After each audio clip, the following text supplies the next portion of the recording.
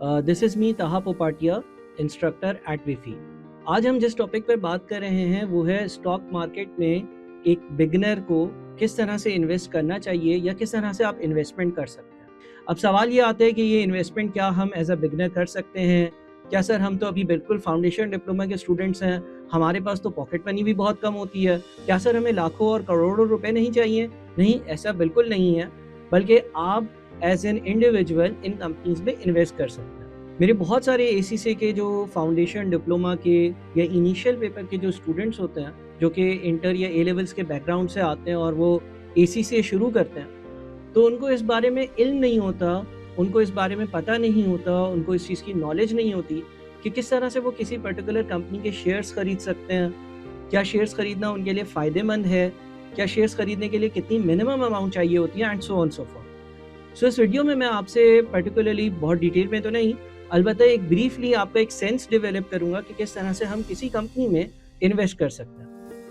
देखिए, रोज़मर्रा की अगर आप अपनी ज़िंदगी की बात करेंगे तो आप डेली बेसिस पर बहुत सारे कंपनीज़ के प्रोडक्ट्स को कंज़्यूम करते हैं। जिस तरह से आप कहीं ट्रैवल कर रहे हैं तो आप पेट्रोल पंप से पेट्रोल रिफ़िल करवाएँगे।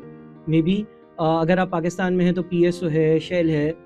जिस तरह से अगर आप उठ रहे हैं और आप जाकर जो है वो अपने टूथपेस्ट को यूज़ करते हैं, टूथब्रश करते हैं, सो आप कोलगेट टूथपेस्ट इस्तेमाल कर रहे होंगे, या डेली बेसिस की अगर आप अपनी ज़िंदगी देखें तो आप बहुत सारे प्रोडक्ट्स कंज़्यूम कर रहे होते हैं। इन सारी जितनी भी प्रोडक्ट्स बनाने वाली कंपनीज़ हैं, उनमें आप इन्वेस्टमेंट भी कर सकते हैं। यानी कि आप अपने पैसे उसमें इन्वेस्ट करें, वो कंपनी जब प्रॉफ़िट्स अर्न करेंगी तो उसमें से कुछ डिविडेंड के तौर पर आपको उस प्रॉफ़िट का हिस्सा दिया जाएगा। सर, सवाल ये आता है कि हम इन्वेस्टमेंट कैसे करें?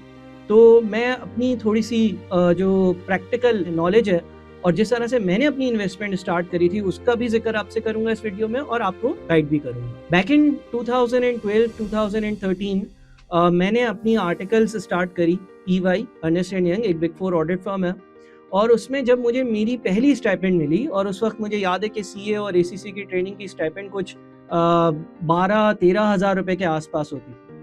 तो मैंने अपने पहले 2 महीने के ये 12-13 हज़ार रुपए जमा करे, कोई लगभग 20-25 हज़ार रुपए जमा कर और मैं एक ब्रोकरेज हाउस गया जिसका नाम है टॉरस सिक्योरिटीज़।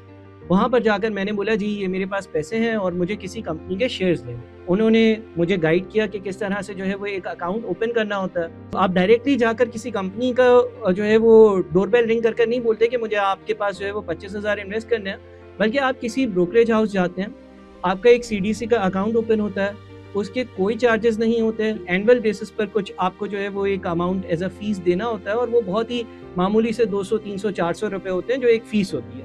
बाकी जब आप शेयर्स परचेज़ करते हैं उसके अगेंस्ट आप एक बहुत ही माइनर सा अमाउंट एज़ अ कमीशन पे कर रहे होते हैं। मैं गया, मैंने 20-25 हज़ार रुपए के साथ अपना अकाउंट ओपन करा। अकाउंट ओपन करने के लिए एक फॉर्म होता है, उस फॉर्म पर आपका नेम, फादर नेम, एनआईसी और एनआईसी की कॉपी, और कहाँ से पैसे आए, या कहाँ क्या आपका सोर्स ऑफ इनकम है, या आप किसी पे डिपेंडेंट है तो उनका क्या सोर्स ऑफ इनकम है, ये सारी डिटेल्स वो आपसे ले लेते हैं। अकाउंट में आपके पास ऑप्शन होता है, या तो आप जो है वो ऐसा अकाउंट ओपन करवाएं जो ऑनलाइन हो, जो एप्लीकेशन के ज़रिए ऑपरेट हो रहा हो, आप अपनी मर्ज़ी से उसमें इन्वेस्टमेंट करें कभी भी अपने मोबाइल फ़ोन को यूज़ कर, या फिर आप जो है आपको अगेंस्ट एक एजेंट एलोकेट कर दिया जाता है और आप फ़ोन कर और अपने पासवर्ड, यूज़र आईडी बताकर और ट्रेडिंग कर सकते हैं। याद रखिएगा कि अकाउंट ओपन करने की कोई फ़ीस जनरली नहीं होती है, अलबत्ता हर ब्रोकरेज हाउस अपनी एक लिमिट डिफ़ाइन करता है कि भई अगर आप हमारे पास अकाउंट ओपन करवा रहे हैं तो कम से कम 20,000 रुपए आपके पास हों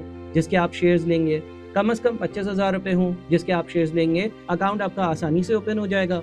उसके बाद आपने क्या करना है, आप क्योंकि एज़ अ स्टूडेंट अभी इन्वेस्टमेंट कर रहे हैं तो आप रिस्क तो नहीं ले सकते। आप ऐसी कंपनी में जाकर इन्वेस्ट नहीं कर सकते जिसका शेयर शायद आज 2 रुपए का है और कल शायद 200 का हो जाए या 0 का हो जाए। सो आप इंटरनेट पर जाकर सर्च करेंगे ब्लू चिप कंपनीज़ के बारे में। ब्लू चिप कंपनीज़ वो कंपनीज़ होती हैं कि जनरली जिनमें रिस्क कम होता है, या जो अच्छी कंपनीज़ कहलाती हैं, या किसी ऐसी कंपनी को आप सर्च कर लें जिसके हिस्टोरिक जो शेयर प्राइसेज़ है ना वो बहुत ज़्यादा फ्लक्चुएट नहीं हुए हैं।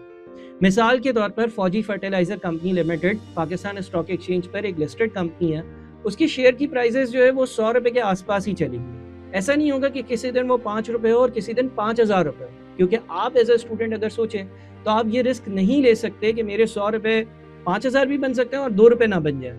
फॉर्जी फर्टिलाइजर कंपनी, जिसमें मैंने भी अपनी पहली इन्वेस्टमेंट करी कि यार इसके शेयर प्राइसेस जो है ना वो बहुत ज़्यादा फ्लक्चुएट नहीं हो रहे और हर 3 महीने पे कुछ ना कुछ ये इन फॉर्म ऑफ डिविडेंड आपको रिटर्न दे रहे होते हैं। तो आज तक मेरे इनिशियली परचेज शेयर्स जो है ना वो एज इट इज पड़े हुए हैं और उस पर हर 3 महीने पर 10-12 साल से, यानी कि 2012 से लेकर आज तक मैं डिविडेंड इनकम एंजॉय कर रहा हूँ। ब्रोकर आपके बैंक अकाउंट को लिंक कर देता है और जो डिविडेंड आता है, यानी कि जो प्रॉफिट कंपनी अर्न करती है उसका जो हिस्सा होता है वो डायरेक्टली आपके अकाउंट में चला जाता है। साथ में बहुत सारी दूसरी बातें भी हैं जो कि इंशाल्लाह आने वाली वीडियोस में मैं आपसे डील करूंगा और डिस्कस करूंगा डिटेल में।